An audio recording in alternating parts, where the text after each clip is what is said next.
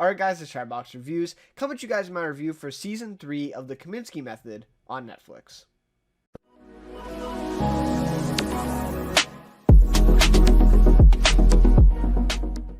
Alright, so this one was easily one of my most anticipated shows for May, and definitely for the next few months as well.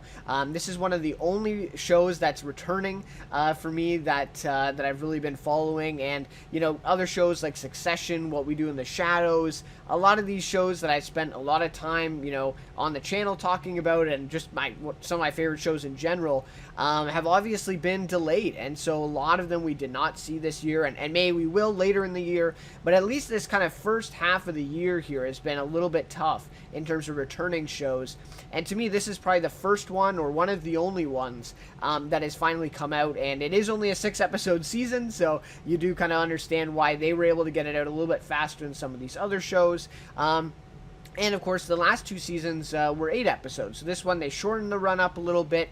And, of course, the absence of Alan Arkin. So that is a big one, and I will talk about that a lot in this review. You know, and that's obviously something going into this one, you know, that plays a large role, you know, in kind of the hype around it.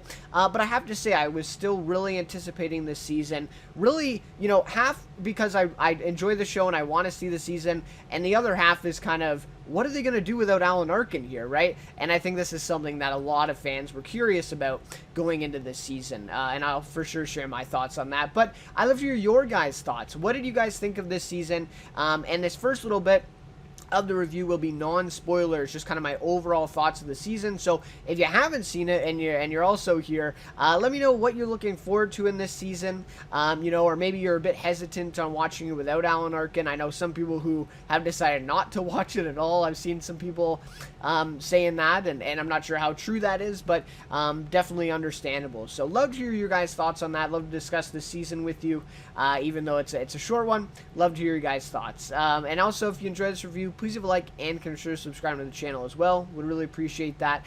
But without any further ado, let's get into a little bit of a non-spoiler review here just off the top. Then I'll go into some spoilers, you know, not too heavy or anything like that, but just talking about some of more, you know, some of the details of this season, some of the subplots that I really enjoyed, and stuff like that. So, the third and final season of the Kominsky Method sees the return of Michael Douglas as the titular character, Sandy Kominsky, of course, who is now without his best friend, Norman, played by Alan Arkin. So, obviously this isn't too much of a spoiler because it is in the trailer that they decide to basically kill off, right, Norman, or Alan Arkin's character, because he wasn't in this season. So, and there actually is some footage of Alan Arkin in this season.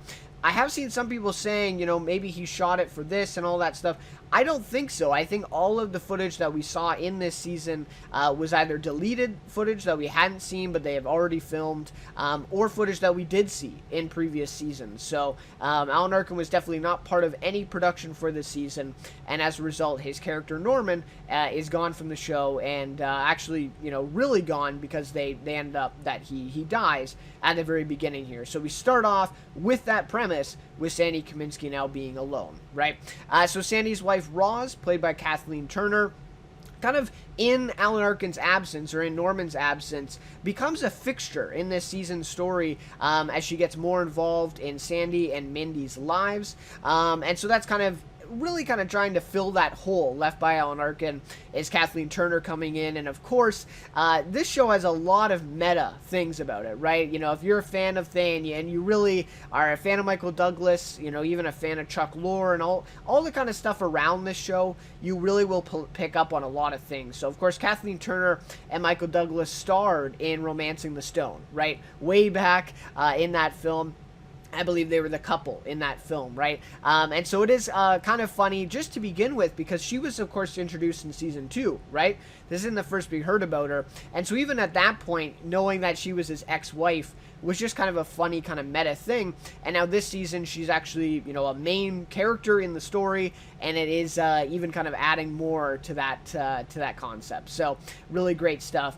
So the main dynamic of the show is gone, right? I don't think anybody can dispute that. Without Alan Arkin there, the dynamic of the show, the whole really premise of these two older best friends, that whole kind of thing, is gone. It's not here. But I will say this season still focuses on many of the same themes and maintains a similar tone throughout. I think, obviously it varies a little bit, and obviously some of the themes and all that are a little bit, they're the same, but they're obviously centered on different stories and different characters. But I think a lot of it is carried through. So I think, fans thinking that this season's going to be completely different would be a little mistaken. I think there are still a lot of the same kind of themes and really the same tone, the same approach to this season as the other ones for sure. But obviously, having said that, yes, the story is quite a bit different. So that's what we kind of have for this season going into it. So in terms of my thoughts on season 3. Throughout the short 6-episode run, this third and final season manages to deliver on the witty comedy and honest, kind of genuine emotion from previous seasons with some intriguing new subplots. So they do this, they kind of recapture these same themes and the same kind of strong elements, right? The comedy, the drama, kind of interweaving those two. Which is, really the greatest thing about this show and what they've been able to do. And they do it with new subplots, right? Because obviously the main one with Norman and Sandy being those kind of friends, that dynamic is gone, as I said. And so we're going to have some new subplots, and I think some are actually pretty intriguing here. However, though, it's impossible to ignore the enormous hole left in the absence of Alan Arkin, which may very well make this season less appealing for those who loved the first two. And I've seen some comments about that as well in reaction to this season, is that people who love the first two seasons really didn't like this season at all. And it was really just mainly because of Alan Arkin. So obviously, yes, they recapture some of these stronger elements of the show, and they kind of provide some intriguing new subplots. But it's impossible to go into this season and even come out of it and really think it's even I think it's fair to even say that it's really not even the same show because Alan Arkin is gone. So I think if you go into it with that notion, that he's gone, it's going to be different, and you kind of lower your expectations, which is kind of what I did, I think you're going to be able to enjoy this a little bit more. Maybe you still might not, but I think you might be able to do it a little bit more. I think the chances are a little bit higher that you will get some enjoyment out of it. So overall, outside of a few missteps along the way, I think there are a couple here. Creator Chuck Lorre crafts an intriguing and heartfelt story for the characters that still remain, obviously outside of Norman. And also Nancy Travis is also gone. This season as well. So I think that was kind of logical, right? Her kind of plot wrapped up in season 2, but she also is absent for this season. So that is something to consider. So the characters that still remain, I think, got some really interesting stories around them. But it's ultimately driven by an absolutely stellar performance from Michael Douglas here.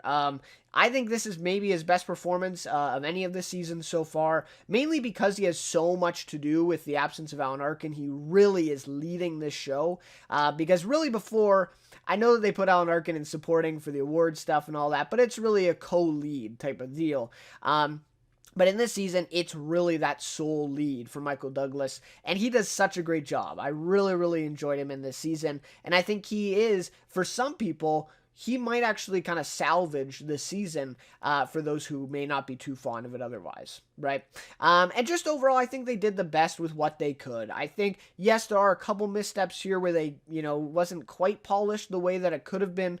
But overall, with the absence of Alan Arkin, and like I said, I'm kind of beating a dead horse, but with the absence of this dynamic, they had to find some new things and really kind of try to, a little bit contrive some of these new events and new situations with these characters. And I think they did the best with what they had, with what they could do for this season. So anyways, those are kind of my overall thoughts for this one of season 3.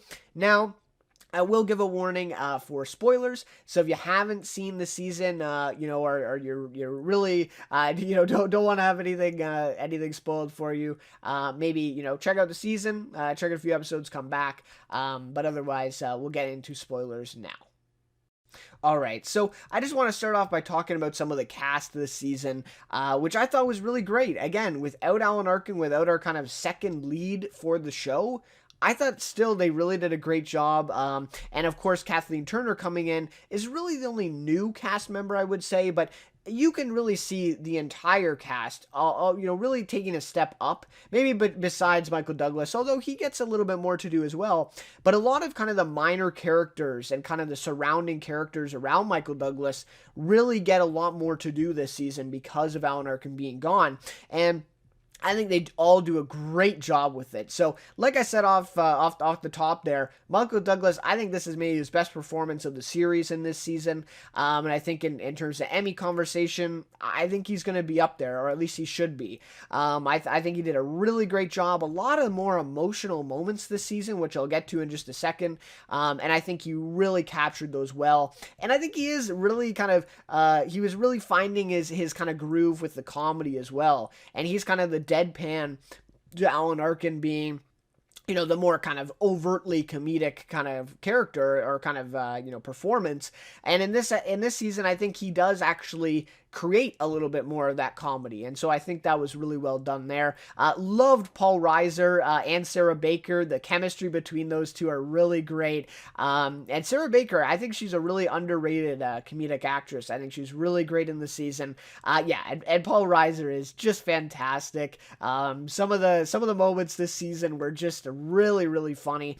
And it's also with just his physical reactions to things too. Obviously when they bring up his mom, the kind of flinching and all that stuff, and just a lot of the physical comedy with Paul Reiser is just so great. So really great job for him. And I thought Kathleen Turner had some really great chemistry with Michael Douglas. I thought the scenes without them in them, just with Kathleen Turner and let's say Sarah Baker in them, I thought those were a little bit weaker. I like Kathleen Turner and Michael Douglas really played off each other well, but I'm not sure that Kathleen Turner really had enough time here to really find that character and kind of find those relationships with the others. But otherwise, I thought they were really great as well. Haley Joel Osment and Lisa Edelstein were both great. You'll see in a little bit, I wasn't a huge fan of their subplot this season, but I think they both did a really great job. And I do like the kind of, again, another meta thing is that Haley Joel Osment is in this season, a big part in this season. And of course, his sister, Emily Osment, Hannah Montana days for sure, she's also in it. And she's in Sandy's class. So it is kind of a funny dynamic there that they're both in it. And, of course, Morgan Freeman, right? And even Barry Levinson, you want to throw in there. Some really great guest performances here as well. Love to see Morgan Freeman in there. And even that scene with Michael Douglas and Morgan Freeman, again, that kind of meta thing of them playing off each other was just really, really well done. So, massive hole left by Alan Arkin's absence. Like I said, this was obviously impossible to ignore going into it and even watching it. It is just something that is always at the front of your mind, thinking, this could have been so good with Norman there and these types of things, but it is what it is. And Alan Arkin decided long before the production even started that he would only be doing 2 seasons. So it kind of begs the question of, maybe we should have stopped the show at 2 seasons then, right? Why would they go ahead with a third if they knew from the beginning that Alan Arkin was only going to do 2? And I think that's a fair question to ask. I think some people who ask that, I kind of agree, right? It's that, yes, I'm glad we got a 3rd season, and I really like some of the parts of this season, but, if you knew Alan Arkin wasn't going to be there, was it maybe the smartest decision to go ahead with another season, right? The main dynamic of the show is gone, and as a result, yeah, this season does feel different. Even if it tries to kind of capture some of those, elements, that witty comedy, kind of the same themes as previous seasons, it's not the same. It just isn't without him. So, that is kind of a question that will be looming, and I think also a lot of it had to do with Netflix. I think Netflix wanted another season here, and I think Chuck Lorre, he had another story in him, right? He had another season in him, and so I think in that way they kind of just decided, okay, let's throw together another season, then we'll end it off at that. But again, if you knew Alan Arkin even before production started, even before I think they started writing the scripts, they knew that he wasn't going to be in the season. So it's a little bit unfortunate. Maybe they could have made a different decision. But I will say, obviously, when I'll get to talking about the ending in a second, it is maybe good that we got this season, because the ending for season 2, well, yes, it would have been fine. This ending is a little bit more complete. And a little bit more kind of concrete there for the audience. So that is what it is, right? However, again, I think they did the best with what they had here. I enjoyed seeing Sandy getting the movie role with Barry Levinson. Again, some of that meta stuff I thought really played well, and even him getting the Emmy at the end. And also Margaret, her whole thing with being on the TV show with Morgan Freeman. I just really liked a lot of that stuff where they've kind of dabbled on that in previous seasons, but this season they really went all out with that and exploring kind of the Hollywood environment and what it means to get this role, and actually seeing Sandy being successful as an actor, not just a teacher anymore. And all of these themes that have been kind of looming in previous seasons are really realized here in this season. So again, I really like that kind of story. And I feel like this is something that maybe wouldn't have been done to the same degree if Alan Arkin was there, right? So there are some advantages. Also, Mindy and Martin's wedding, I thought that was a really intriguing story and a really good plot to follow here throughout the season. And again, I think that might have been something that they did with Alan Arkin there, but still great nonetheless. Phoebe and Robbie's plot, again, I think this was probably the weakest one of the season. I wasn't a huge fan of it, especially towards the end. It was kind of getting a little bit repetitive. Though I thought the actors were great, in that role, I did think it got a little repetitive towards the end. But again, it was still okay. It wasn't terrible. It was just probably the weakest of all the things that they had to offer here that Chuck Lorre put together.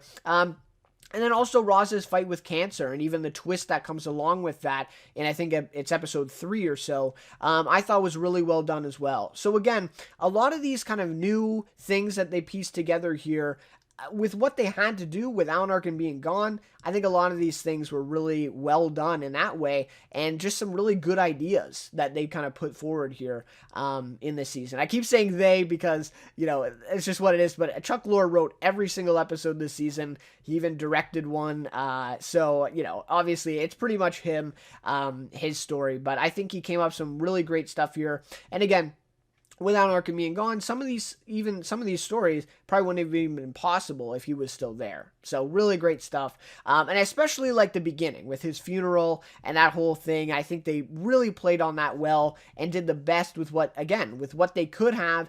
You have to have a funeral scene for Norman. Okay, well, I think they did a pretty damn good job, having to do that. I think they did a really good job with that. And so also because Alan Arkin is gone, I think this season's tone is a little bit more towards the drama side of things and a little bit more emotional than the comedic side. Because again, I think Alan Arkin is obviously the biggest the comedic force, right? Again, Michael Douglas kind of the deadpan reactionary role, and Alan Arkin's the more overt comedic kind of, performance or presence there. And so with him gone, I feel like it does really rely more on the dramatic stuff, and I think Michael Douglas, again, is so great at that, and so that really does boost his performance here as well and boost the overall season. But there are still some good comedy moments, but I have to say there were a couple episodes here where I didn't really laugh at all. Especially the last episode here, episode 6, there was really very little comedy in that episode, at least for me at least. That just me, that's just my opinion. Maybe some people found it hilarious, but there was a lot more kind of focus on kind of the hard-hitting moments and the sadness, and less so of kind of making fun of those moments. They took it a little bit more seriously this season, right? I think that's kind of the best way to describe that, right? And so it definitely could be a problem for some people. I could definitely see some people having a problem with this and expecting more of that comedy and getting what they actually do in this season, which is a little bit more heartfelt, especially a lot of the stuff with Kathleen Turner and her character. A lot of that stuff is very heartfelt, very emotional, especially towards the end. And there's, yes, there are some comedy kind of fused in there, but again, at times it is very emotional, and kind of less of that comedy there. Whereas again, Alan Arkin, if he was there, you could have wrote some really great comedy there. Again, making fun of some of those moments that otherwise are serious, right, or a little bit more hard hitting. So that is definitely noticeable in this one, and for some people, I definitely understand if that was a little bit of a problem, and it was for me as well. I really like the comedy. That's what I show up for. I think it's really great. But of course, the drama is good too, and I just think they really relied more on that this season. So I wasn't a huge fan of the ending, though. This was probably the weakest thing for me. It really felt too storybook for me. It felt kind of too perfect that he wins this Emmy, Margaret wins the Emmy, they get married, everything kind of is falling together nicely. And even at the very end, I really would have liked to see a joke made, or at least some kind of comedic beat there at the end.